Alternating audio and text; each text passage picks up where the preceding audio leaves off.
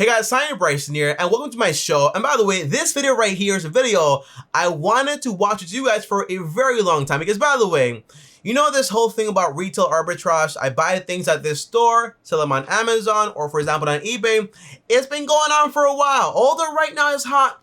The guy that started, and I remember about it, okay, was this guy a long time ago, okay, and he made over $1 million by doing this, for example, with Walmart. So today, we're gonna watch this video and how he actually did it. And by the way, this video is from 2017, meaning, for example, it's been going on for a while, and yes, it still works to this day. So basically, if you wanna shop at retailers, discount retailers for a discount, put it on Amazon, not a discount, right? The answer is you then go ahead and make some extra money, okay? That's the idea, but let's find out exactly how he does it. And by the way, if you guys are new here, I post videos every single day, so you should also subscribe and hit the bell to get notified, and top out also destroy the like button.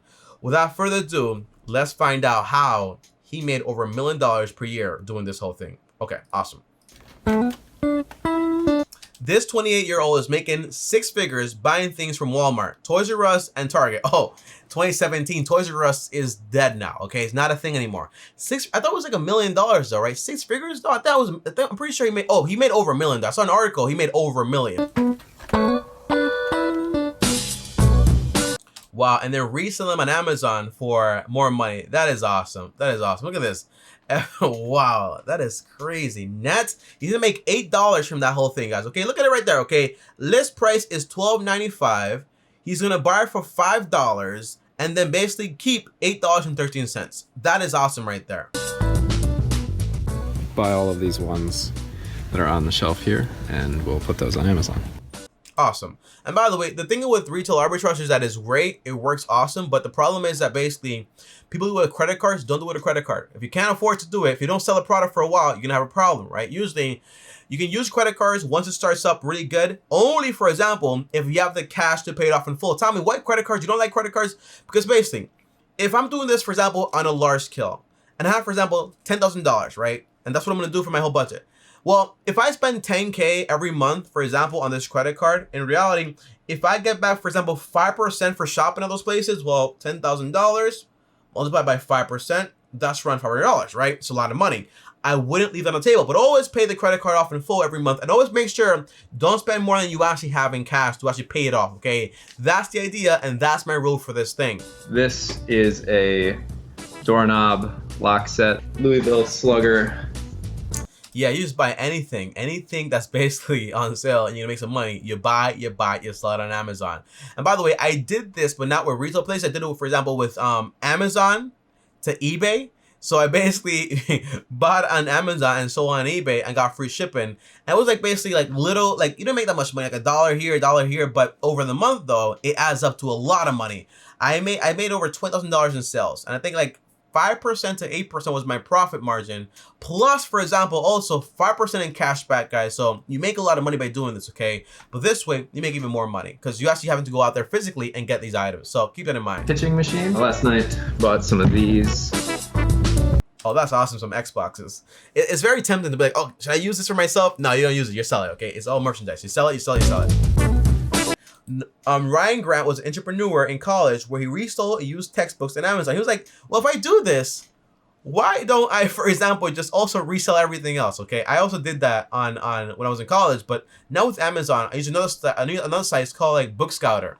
And then I sold it on the best websites that got me the most money for it. That's what I did. Book Scouter is a website I use to sell things and books and textbooks like that, okay? Keep that in mind. Book Scouter. After graduating, he took a job as an accountant. This guy, everyone's like an accountant or something like that. I graduated, almost went into accounting, and that would have been a different story, huh?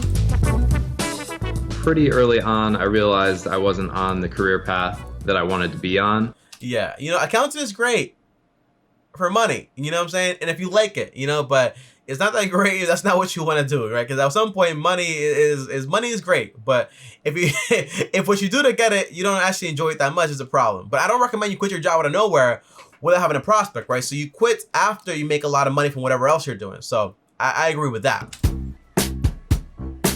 He started making money by scoring clearance what? By scoring? By basically going to clearing aisles, right? And then buying. That's how you spell aisle? I had no idea you spell aisle like that. Wow, aisles is spelled that way. You guys knew that? I didn't know that. So it's new to me. How do you spell it, Tommy? I thought it was what is it called? A-I-L. I thought he spelled aisles, but there's an S. It makes sense, okay? Everyone relax, okay? I made a mistake, relax. And scanning product barcodes using the Amazon Seller app. You know, there's a question here. How long will this last for? Probably not very long, okay? I don't know how long though, but it probably won't last that long. Because in reality, why wouldn't the stores themselves sell it, for example, on Amazon and so on, right? That's also a question to ask. Like, why not put them on, and sometimes they do, but they don't put it on clearance over there. So then basically, you can go ahead and basically get it for a discount also on Amazon. So something to think about also, right? And then we can see that it's selling for $12.95. That's awesome. He bought products he knew could resell for a profit. How do you know? You got to go through a lot of products, right? That's the only way to figure it out. When he started making money from what he did out of his accounting job, he quit. Oh, when he started making more money from what he did, he quit. I like that a lot, okay? So basically, I remember I had this job. It was at New York Sports Club. I was basically data entry guy over there, making some money. I did not quit that job until, for example, my business using an accountant over, for example, with like business and so on, made me more money than that job. And I did not quit doing that accounting thing until basically my YouTube channel made me more money than that. That's the idea. You don't quit until you're good and secured. It's too risky. You don't want to do that because then you got to go back and then it's a problem. Quit when you're ready. No rush. In his third month selling full-time, he made $9,000 in profit. That is awesome. That is awesome. But again, remember, there's a lot of shipping in place, all this stuff. So remember, right? It's also work, you know. But in reality, if you make $9,000, you can hire from them like for minimum wage, like 15 bucks, 40 hours a week, multiplied by 4. That's 2,400.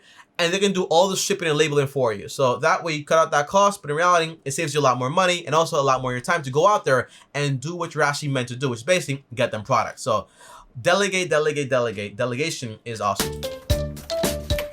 Making that amount of money in 1 month was a big boost in my confidence to be able to scale up further from there. Yeah, that's awesome. When Bossix took over his house, he rented a warehouse, hired employees, and the business took off. Awesome. So he did take that step, guys. This guy is literally the definition of entrepreneur. Okay. And by the way, entrepreneurship in school usually doesn't work, you know, because you can learn everything from like school on YouTube or in books for free.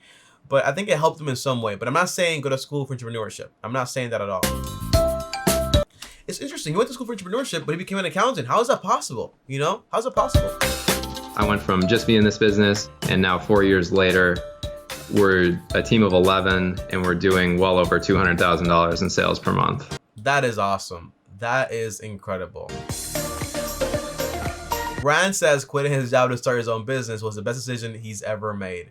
That's awesome, you know. But again, Grant did it the right way. He found the problem, right? He solved it.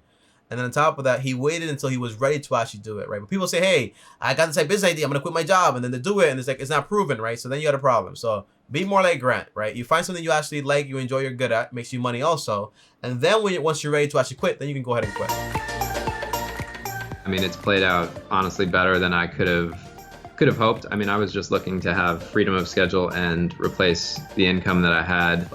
He's doing all of them now. He's doing all of them now. Work, but it's on my terms, so I'd absolutely do it again. That's awesome. That's awesome. And by the way, guys, that is the end of this video. And by the way, I'm pretty sure Grant till this day is still, for example, doing retail arbitrage, because basically it is still working and working and working. Again, you're solving a problem. But again, with these businesses that basically can be extinct and you never know what's going to happen here, because again, you can lose a format of saying like, hey, but what if they stop doing this, the whole clearance thing, and they put everything online and Amazon also, what do you do then, right? So my advice would be, hey, while you're doing this, make sure to grab a lot of that money and work towards financial freedom. That way, you got financial freedom first. And if it breaks, but you're still going to be solid and don't need to worry about it. The problem is basically when you rely way too much on an income, you put all the money back into the business, you don't take any money out, and then you have a problem when it crashes. That's not what you want to do. So in all my businesses, I take money out and I work towards financial freedom, and then whatever's left over, I basically reinvest into the business. But that's the point, okay? Guys, comment down below, let me know. Have you ever done retail arbitrage? Will you ever do retail arbitrage? If you don't know how to do it, you can do it basically by looking up how to do it on YouTube. By the way, should I make a video on my YouTube channel, on the main channel, on how to do retail arbitrage with Amazon? Comment down below, let me know, and I'll get to work on that, okay? See you guys tomorrow. Thanks for watching. As always, like, subscribe, hit the bell to get notified. And on top of that, if you want to join me on my other 2 channels where I post there every single day, also, links down below. And if you want to call me and talk to me one-on-one, well, join me on my 3rd channel, link down below, where I basically post there every single day also. I'll take your call for free and talk to you for 30 minutes from Monday to Friday. See you guys tomorrow. Thanks for watching. Also, follow me on Instagram at Bryson. See you guys tomorrow. And as always, peace.